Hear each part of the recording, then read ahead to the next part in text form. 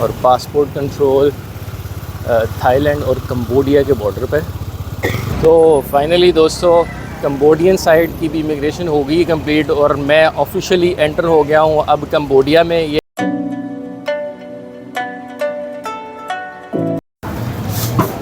So good morning और welcome फिर से एक नई वीडियो में। दोस्तों आज मैं बैंकॉक से निकल रहा हूँ कंबोडिया की तरफ और कंबोडिया की तरफ जाना बैंकॉक से अभी बॉर्डर तक जाने में को रफली कुछ 8 घंटे लगेंगे। यहाँ पे बहुत सारी सर्विसेज हैं जो कि आपको लेके जाती हैं थाईलैंड से कंबोडिया। मेरे पीछे इस वक्त ना एक मिनी वैन और भी ये तो नहीं ये मिनी वैन हैं ये जाती हैं यहाँ थाईलैंड कंबोडिया के बॉर्डर तक और यहाँ से एक और शहर है वहाँ से आगे सीम रीप। इस वैन पे मैं जाऊँगा वहाँ तक। रफली कोई 6 से 8 घंटे में लगेंगे डिपेंडिंग अपॉन के बॉर्डर के ऊपर इमिग्रेशन वाले हमारे साथ क्या सलूक करते हैं। और 900 बात 900 बात की टिकट मुझे मिली है। तो बस अब टाइम कम ही है, चलते हैं। और ये डीडी हाउस ये बैंकॉक के सेंटर में एक इलाका है जहाँ से ये बिल्कुल ये वैनें चलती हैं। इधर चला गया अपना वैन वाला।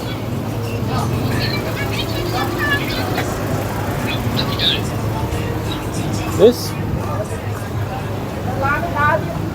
ये है गाइड अपना जो इसमें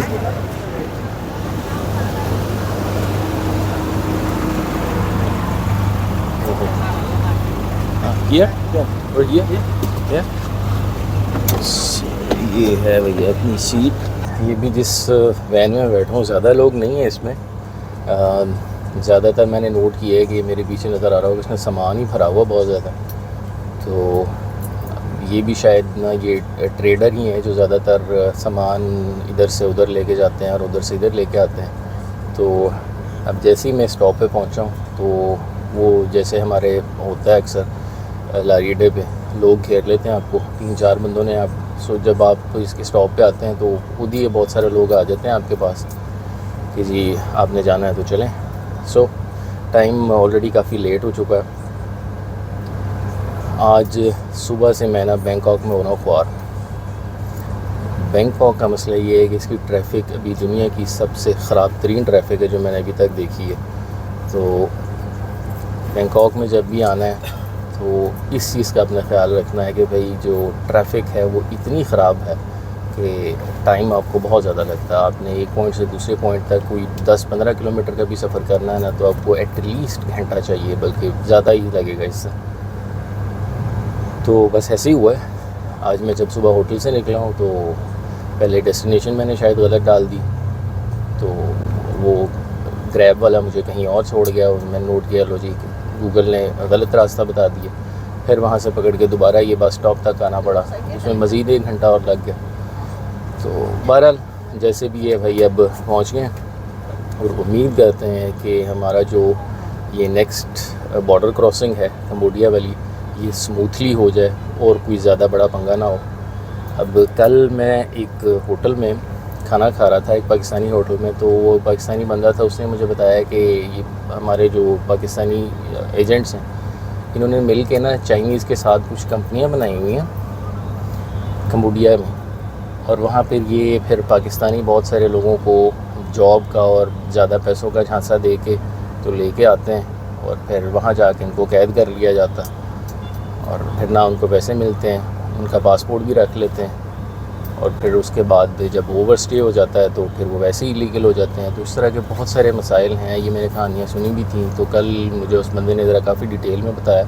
वो ख़ुद कैमरे में नहीं आना चाह रहा था लेकिन उसने तफसील थोड़ी सी मुझे बता दी कि फिर बहरहाल जैसे तैसे भी फिर कुछ लोग तो एजेंट्स को पैसे वैसे दे के और तो वो बता रहा था फिर क्योंकि ओवर स्टे हो जाता है अब उसके बाद पासपोर्ट भी वो लोग रख लेते हैं तो वो कहीं जा भी नहीं सकते। तो वो कैसे तैसे भी फिर वापस यहाँ कोई बॉर्डर क्रॉस करके थाईलैंड आते हैं और अपना कोई आउट का कोई पेपर होता है शायद जो पाकिस्तानी एम्बेसी इनको देती है वो लगवा के तो फिर पाकिस्तान जाते हैं किसी तरीके से। तो इस तरह के बहुत सारे स्कैम्स हैं यार। बहुत कंबोडिया एक गरीब सा मुल्क है तो सोचो कि उधर आप कोई आपको ये कहे कि जनाब आपको हज़ारों डॉलर की तनख्वाह देंगे, तो ये मुमकिन ही नहीं है। तो ये ज़रा सोच समझ के इस तरह के स्टेप उठाने चाहिए। बहरहाल हम चलते हैं अब अपनी नेक्स्ट डेस्टिनेशन, अपनी नेक्स्ट बॉर्डर क्रॉसिंग की तरफ, इस उम्मीद के साथ कि हमारी ये वाली बॉर्डर क्रॉसिंग बड़ी स्मूथली हो जाएगी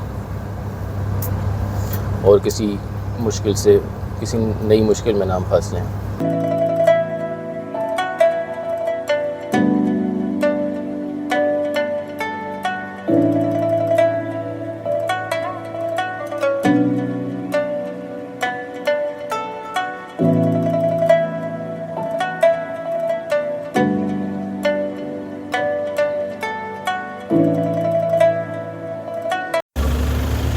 तो दोस्तों, जिस वैन के ऊपर बैंकॉक से मैं निकला था तो उसने रफली अब कुछ 60-70 किलोमीटर अभी हम चले होंगे बैंकॉक से। तो एक आधे घंटे का स्टॉप लिया इसने। अभी थाईलैंड में ही है हम, और जिस शहर जाना है, जो फाइनल डेस्टिनेशन है वो आज की, वो जाना है मुझे सीम रीप एक छोटा सा शहर है कंबोडिया में। बैंकॉक से सीम रीप का जो फासला है वो रफली 300-350 किलोमीटर। तो ये बहुत ज़्यादा नहीं है, लेकिन टाइम हमें 7 से 8 घंटे लग जाएंगे। उसकी एक वजह के सड़कें शायद बहुत इतनी अच्छी नहीं है थाईलैंड की, अभी तक का भी मेरा एक्सपीरियंस यही रहा है।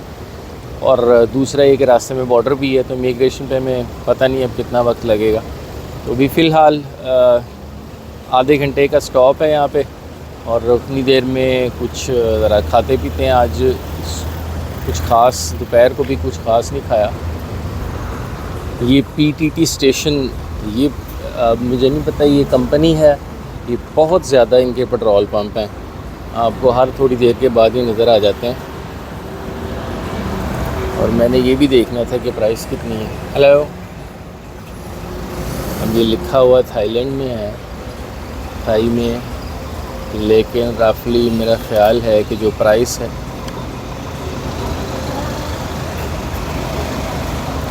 ये लिखा थाई में है, तो जो प्राइस है जनाब वो मेरा ख्याल है 35 बात पर लीटर। अब 35 बात करीबन 1 यूरो। तो पेट्रोल तो बहुत सस्ता है यार फिर यहाँ पे। और अगर पाकिस्तानी रुपयों में मैं देखूँ तो 350 रुपये लीटर। तो ठीक है यार पेट्रोल की प्राइस।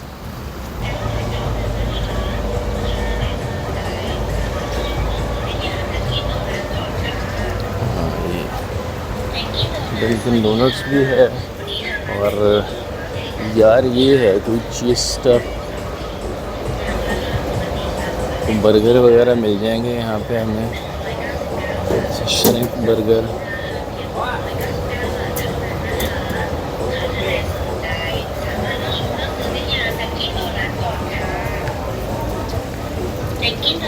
ये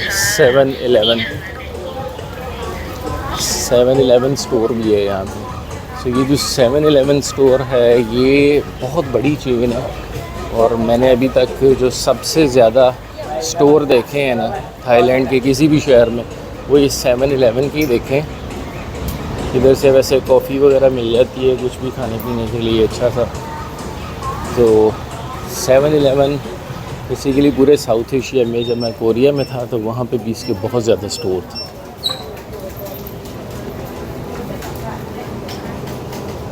हाँ, ये कुछ स्नैक्स वगैरह भी पड़े हुए हैं। ये तो कुछ और, ये यार, हाँ ये सिनेमन स्नेल। ये एक सबसे बड़ा फ़ायदा है इसका ना, यहाँ पे आपको बिल्कुल ताज़ा ड्रिंक्स मिल जाते हैं। ये तमाम 7-Eleven स्टोर्स के ऊपर कॉफ़ी भी है अवेलेबल, और ये सारे जूस, और ये कोला फांटा वगैरह फ्रेश।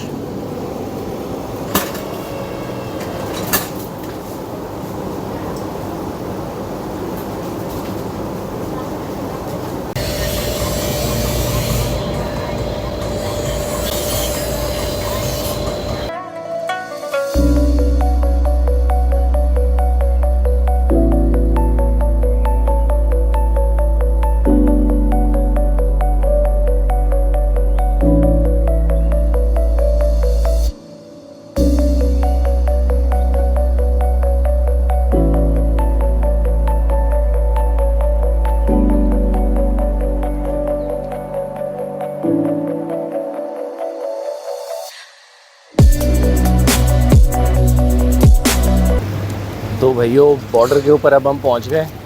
ये कंबोडिया और थाईलैंड का जो बॉर्डर है, रानिया प्राथिट एक छोटा सा इलाका है बिल्कुल बॉर्डर के ऊपर। वहाँ पर आकर इस वैन ने में उतारा है। अब यहाँ से हमने पैदल क्रॉस करना है बॉर्डर, और उम्मीद है कि वो स्मूथली क्रॉस हो जाएगा। देखते इमिग्रेशन वाले क्या करते हैं। ई वीज़ा मैंने इसका ले लिया था। ई वीज़ा आपको नॉर्मली इजीली मिल जाता है कंबोडिया का, आप खुद ही ऑनलाइन अप्लाई कर सकते हैं। ये एग्जैक्टली आदमी शायद 7 या 8 हज़ार रुपये पाकिस्तानी लगते हैं। तो आप उनकी इमिग्रेशन की वेबसाइट के ऊपर जाके तो ख़ुद से ई वीज़ा अप्लाई कर सकते हैं। लेकिन उसके लिए आपको उसको रिटर्न टिकट और होटल बुकिंग वगैरह जमा करवानी होगी।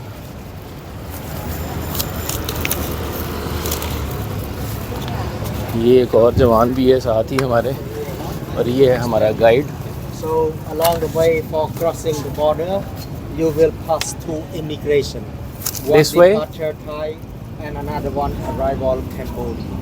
So did you see the toilet sign on the left hand side? You see that? To see the blue board they write down passport control. If you see the passport control, please keep walking by the passport control another 50 meters to stamp departure. After get stamp departure finished, you have to walk another 100 meters. Please have a look to the right hand side to see the big building Kingdom of Cambodia arrival point at. So you have to walk through inside it to get stamp check in Cambodia arrival. Okay, great. Thank you, brother. Don't send me online. Okay, This sure. is personal. Just kidding, no problem. You can take. I Okay. inform every. अच्छा, ये है दोस्तों departure.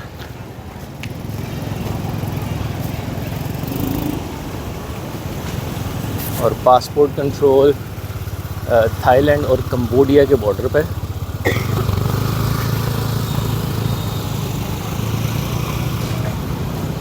अब बस और मेरे ख्याल है यहाँ से ज़्यादा आगे मैं कैमरा यूज़ नहीं कर सकूँगा। थोड़ी देर में मुझे कैमरा करना पड़ेगा बंद। ये बिल्कुल इसके साथ ही बॉर्डर पे ना कुछ और भी ढाबे से खुले हुए हैं। बहुत सारी कुछ चीज़ें लेनी है, अगर ले सकते लो। मैंने भी देखा है। No thank you. There this the border Abu dia. तो ये है वो एक और छोटा सा रास्ता है जो कि हमें लेके जाएगा बॉर्डर की तरफ। Yes. I got a question about the visa. Do we need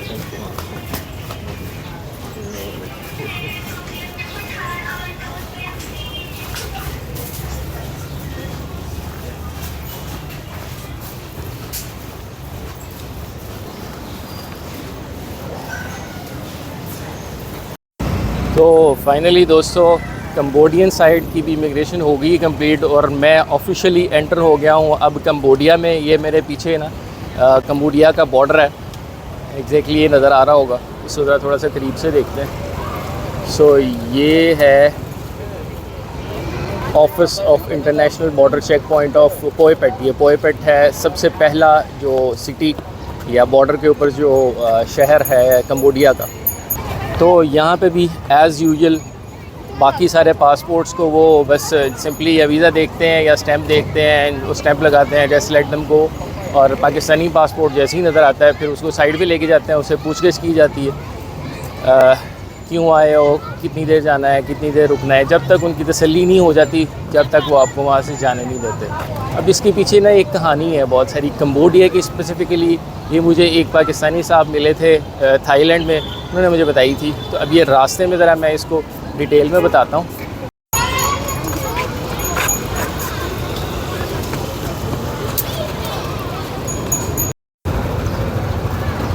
और ये बॉर्डर के बिल्कुल ही ऊपर ना, या बॉर्डर जैसे ही मैं अराइवल से बाहर निकलते हैं तो ये एक स्टारबक्स कॉफ़ी है। और जो हमारा ड्राइवर है उसने जनाब मुझे यही कहा था कि भाई स्टारबक्स के ऊपर आके आप वेट करो और यहाँ से वो मुझे पिक करेगा आके। तो थोड़ी देर तक बैठते हैं।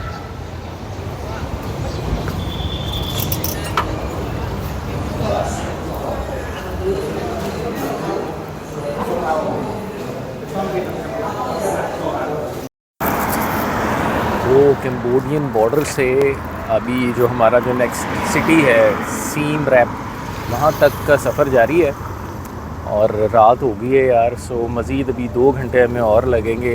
अब राइट में इस वक्त सीम रैप, मुझे वो शहर का नाम ही भूल गया, व्हाटएवर, सीम रैप और बॉर्डर के बिल्कुल दरमियान में एक जगह के ऊपर अब ये ड्राइवर हमारा जो है ना, ये पेट्रोल डलवाने के लिए रुका था।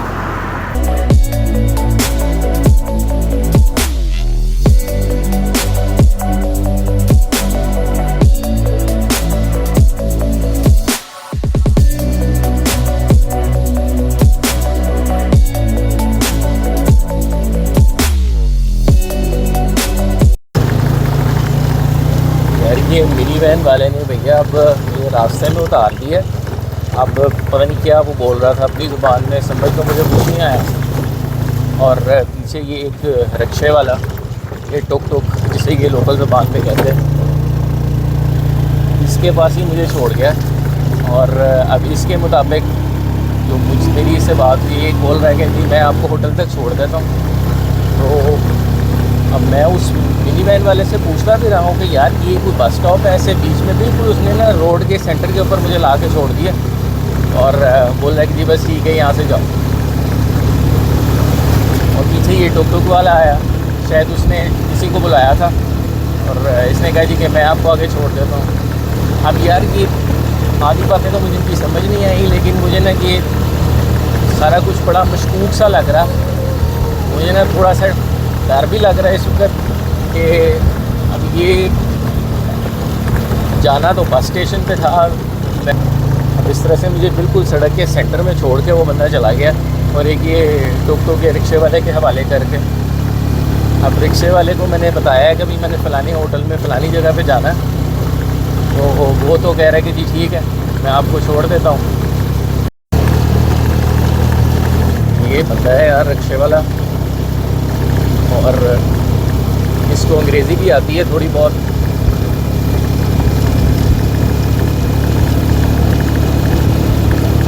अब मैं थोड़ी बहुत बहस करके इनके साथ तो बैठ तो गया हूँ रिक्शे के ऊपर, लेकिन अंदर से बहरहाल भाई घबराहट ही हो रही है मुझे। और ऊपर से ये फ़ोन के ऊपर भी लगा हुआ है किसी के साथ, पता नहीं भाई यार। ये इस कंट्री के बारे में ना मैंने बहुत सारी कहानियाँ भी सुनी हुई हैं अजीबोगरीब किस्म की। तो यार पहुँचा ही दिया उसने। ये है happy hang hang guest house, exactly ये वाला था गेस्ट हाउस जो मैंने बुक किया था। और यहाँ पे अंदर चल के देखते हैं। ये शुक्र है यार, मैं तो बड़ा डर रहा था, लेकिन इस बंदे ने उसे पहुँचा ही दिया। सो ये है जी reception. So hi once again, so let's go, thank you very much. So it is a pleasure to be here. Let's go. Yes. Okay, follow me. Yes. Yeah, that's it. Okay. Thank you, brother. Thank you. Follow me.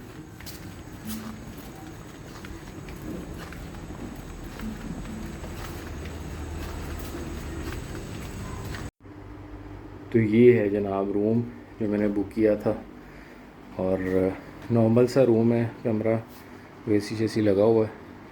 और इस room के मैंने पे किए हैं तकरीबन $9, यानी कि तो मतलब रफली कोई 2500 रुपये, 2500 रुपये। तो इस कीमत में ये बहुत अच्छा है, बहुत ज़बरदस्त है।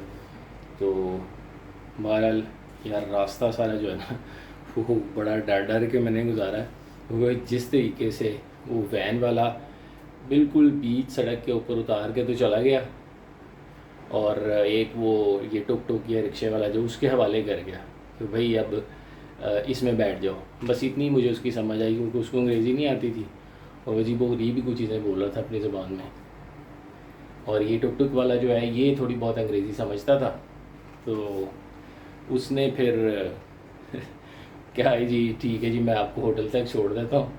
लेकिन मैं अंदर से बड़ा डर गया था कि भाई ये इस तरह से रात के 10 बजे, या बल्कि हाँ रात के 10 बजे सड़क के बीच में, भाई तुम इतने किसी और कंट्री से मैं आ रहा हूँ, एक नए मुल्क में एंटर होके तो छोड़ के तुम निकल गए। और अभी अगला बंदा जो है वो रिक्शे वाला, अल्लाह जाने कौन है, किधर लेके जाए। लेकिन बहरहाल थैंक्स गॉड कि उसने सही सलामत अपनी मंजिल तक पहुँचा दिया। तो अब आज के दिन का सफ़र जो है ना वो यहाँ पे हुआ ख़त्म। मैं चल के अब कुछ ना कुछ खाऊंगा, बहुत सख्त भूख लगी हुई है। और आप लोग बाकी वीडियोस एंजॉय करें। और यार इन वीडियोस को कोई लाइक या सब्सक्राइब और शेयर ये ज़रूर किया करें। ये वीडियोस के अंदर मैं बहुत सारी ऐसी चीज़ें भी बता रहा होता हूँ, या मेरी कोशिश होती है कि मैं बहुत सारी ऐसी चीज़ें भी पहुँचाऊँ कि जिससे लोगों को फ़ायदा हो। बहुत आसानी से ये कंबोडिया में बहुत सारी ऐसी पाकिस्तानी लोगों की स्टोरियाँ हैं जिसमें लोगों को बड़ी तरीके से फंसाया गया और यहाँ पे आके फिर वो फंस गए पैसों की लालच में, जॉब की लालच में। तो मैं इस तरह के बहुत सारे लोगों से मिलता हूँ जिस कंट्री में भी जाता हूँ, और मेरी कोशिश होती है कि यार ये चीज़ें लोगों को बता के ज़रा इससे थोड़ा सा अपने आप को इन्फॉर्म रखें। तो इसलिए ये वीडियोस जो है ना वो शेयर ज़रूर किया करें। कुछ बातें इसमें से कड़वी भी होती हैं लेकिन वो होती सबके फ़ायदे के लिए। तो ठीक है जी।